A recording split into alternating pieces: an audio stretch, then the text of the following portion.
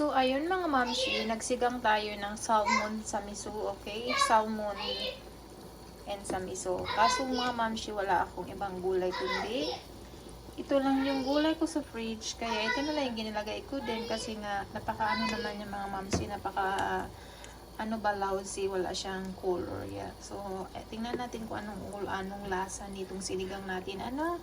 At saka, mga mamshi, ito palang sinigang ko na bangos. Bangos salmon. Ulo pala ito mga mamshi. Dalawang ulo ito. So, ngayon, makikita natin ang resulta maya-maya kapag luto na ito. Kung anong lasa. Ngayon palang naamoy ko na siya eh.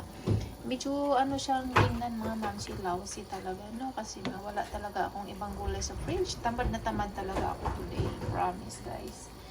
Tamad na tamad talaga ako today. Pero ang mahalaga niyan ay ang lasa. Yes. Perfect. Panalo ang lasa mga mamsi. So, thank you for watching. Bye.